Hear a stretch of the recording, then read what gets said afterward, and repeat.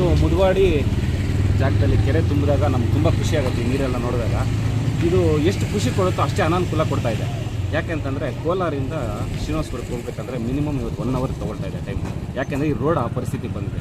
40 ವರ್ಷಗಳಿಂದ ಏನು ರೋಡ್ ಇದೆ ಅದೇ ರೋಡ್ ಇದೆ ಇವತ್ತು. ಈ ರೋಡು KGF ಟು ಬೀರಂಗಪತ್ಕೋಟ ಮದನಪಲ್ಲಿ ಸೇರಿಸುವಂಥ ಹೈವೇಯಲ್ಲಿ ಸುಮಾರು ಒಂದು ದಿನಕ್ಕೆ ನನ್ನ ಲೆಕ್ಕದ ಪ್ರಕಾರ ಒಂದು 20,000 to 30,000 ವಾಹನ ಇಲ್ಲಿ ಓಡಾಡ್ತಾ ಇದೆ.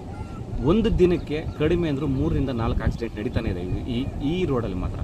ದಯವಿಟ್ಟು ನಾನು ನಮ್ಮ ಅಧಿಕಾರಿಗಳಂತ ಹೇಳೋದಿಲ್ಲ, ಇಲ್ಲ ನಮ್ಮ ರಾಜಕೀಯ ಬಗ್ಗೆ ಅಂತ ಹೇಳೋದಲ್ಲ. ನನ್ನ ಕೈಲಾದ ಸಹಾಯ ಮಾಡೋಕ್ಕೆ ನಾನು ಮುಂದೆ ಬಂದಿದ್ದೀನಿ. ಏನಾದರೂ ಈ ಹಳ್ಳಿಗಳಿಗೆ ಇಲ್ಲಿ ಸಿಮೆಂಟ್ ಹಾಕುವಂಥದ್ದಾಗ್ಬೋದು, ಇಲ್ಲ ಮಣ್ಣು ಹಾಕುವಂಥದ್ದಾಗ್ಬೋದು, ಆ ಕೆಲಸ ಮಾಡೋಕ್ಕೆ ನನ್ನ ಮನಸಾರೆ ನಾನು ಒಪ್ಪಿ ನಾನು ಮಾಡೋಕ್ಕೆ ರೆಡಿ ಇದ್ದೀನಿ. ದಯವಿಟ್ಟು ನಿಮ್ಮ ಕಡೆ ಏನಾದರೂ ಅಧಿಕಾರಿಗಳ ಕಡೆಯಿಂದ ನನಗೆ ಪರ್ಮಿಷನ್ ಕೊಟ್ಟರೆ ನಾನು ಮಾಡೋಕ್ಕೆ ರೆಡಿ ಇದ್ದೀನಿ. ಇದನ್ನು ಹಳ್ಳಿಗಳೆಲ್ಲ ಮುಚ್ಚೋಕ್ಕೆ ಇದು ಮಾಡ್ಕೊಡೋಕ್ಕೆ ನನ್ನ ಜೊತೆ ಸಹಕರಿಸೋರು ಯಾರಾದರೂ ಇದ್ದರೆ ಸಹಕರಿಸ್ಬೋದು, ಇಲ್ಲ ನಾನು ಓನಾಗಿ ಮಾಡೋಕ್ಕೂ ನಿಂತಿದ್ದೀನಿ. ನಾನು ಕೇಳ್ಕೊಳ್ಳೋದಂದರೆ ಈ ಹಳ್ಳಿ ಭಾಗದ ಜನ ಏನಿದ್ದಾರೆ ನಮ್ಮ ಶ್ರೀನಿವಾಸಪುರ ಕಡೆದವರು, ಫಸ್ಟೇ ನಾವು ತುಂಬ ಬಡ ರೈತರಂದರೆ ಇವತ್ತು ಯಾವ ಮಟ್ಟಿಗಾಗಿದೆ ಅಂದರೆ ರೈತನ ಪರಿಸ್ಥಿತಿ, ನೀನೇನೇ ಬೆಳೆದ್ರೂ ದುಡ್ಡಿಲ್ಲ ಪರಿಸ್ಥಿತಿ ಆ ಥರ ಬಂದು ನಿಂತಿದೆ. ಅದರಿಂದ ಪ್ರತಿಯೊಂದು ಪೇಷಂಟು ಒಂದು ದಿನಕ್ಕೆ ನಮ್ಮ ಆಂಬುಲೆನ್ಸ್ ಶ್ರೀನಿವಾಸಪುರದಿಂದ ಕೋಲಾರ್ಗೆ ಹೋಗಬೇಕಾದ್ರೆ ಪ್ರತಿಯೊಂದು ದಿನ ಒಂದು 20 to 25 ಟ್ರಿಪ್ ಆಂಬುಲೆನ್ಸ್ ಓಡಾಡುತ್ತೆ. ಗೌನಪಲ್ಲಿ, ರಾಯಲಪಾಡು, ಸೋಮಯಾಜಿಹಳ್ಳಿ, ಶ್ರೀನಿವಾಸಪುರ ತಾಲೂಕು ಹಾಸ್ಪಿಟ್ಲಿಂದ.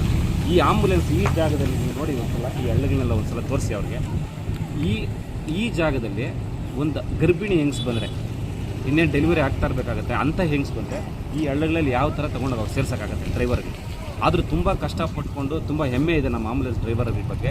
ತುಂಬ ಚೆನ್ನಾಗಿ ಅವ್ರು ಡ್ರೈವ್ ಮಾಡ್ಕೊಂಡೋಗಿ ಸೇಫಾಗಿ ಸೇರಿಸಿ ಅವ್ರಿಗೆ ಸನ್ಮಾನ ಮಾಡಿರೋಂತಿರ್ಬೋದು. ತುಂಬ ಅನೇಕ ಒಳ್ಳೆ ಕೆಲಸಗಳು ಮಾಡಿದ್ದಾರೆ ಅವರು ಕೂಡ. ಬಟ್ ಇದೊಂದು ಬಗ್ಗೆ ನಮಗೆ ತುಂಬ ಮಾಹಿತಿ ಕೊಟ್ಟಿರ್ತಾರೆ. ಸರ್ ನಮ್ಗೆ ತುಂಬ ಕಷ್ಟ ಆಗ್ತಾಯಿದೆ, ಅಷ್ಟ ಆಗ್ತಾಯಿದೆ. ದಯವಿಟ್ಟು ನಮಗೆ ರೋಡ್ ಬಗ್ಗೆ ಸ್ವಲ್ಪ ಎಲ್ಲಾದರೂ ನಿಮ್ಗೆ ಸಿಕ್ಕಿದಾಗ ನ್ಯೂಸವ್ರು ಏನಾದರೂ ಇದ್ರ ಬಗ್ಗೆ ಒಂದು ಮಾಹಿತಿ ತಿಳಿಸಿ ಅಂತ ನಮಗೂ ಹೇಳಿರ್ತಾರೆ. ಎಲ್ಲೋ ಒಂದು ಕಡೆ ಸಿಕ್ಕಿದಾಗ ದಯವಿಟ್ಟು ಈ ವಿಡಿಯೋ ನೋಡಿ ಆದರೂ ನಮ್ಮ ಜನ ಸ್ವಲ್ಪ ಅವ್ರಿಗೆ ಮಾಹಿತಿ ಮುಟ್ಟಿಸ್ತೀವಿ. ಇಲ್ಲ ಯಾರಾದರೂ ಒಳ್ಳೆ ವ್ಯಕ್ತಿಗಳಿದ್ದರೆ ಆ ರಾಜಕಾರಣಿಗಳ ಹತ್ರನೋ ಇಲ್ಲ ಅಧಿಕಾರಿಗಳ ಹತ್ರನೋ ಮಾತಾಡಿ ಇದ್ರ ಬಗ್ಗೆ ಸ್ವಲ್ಪ ಆದಷ್ಟು ಬೇಗ ಒಂದು ವ್ಯವಸ್ಥೆ ಮಾಡಿಕೊಡ್ಲಿ ಅಂತ ತಮ್ಮಲ್ಲಿ ಕೇಳ್ಕೊಳ್ತೇನೆ. ದಯವಿಟ್ಟು ಒಬ್ರಿಗೆ ಅನುಕೂಲ ಆಗಲಿ, ಆದಷ್ಟು ಬೇಗ ಈ ರೋಡನ್ನು ಒಂದು ರೆಡಿ ಮಾಡಿಸ್ಕೊಡ್ತೀವಿ.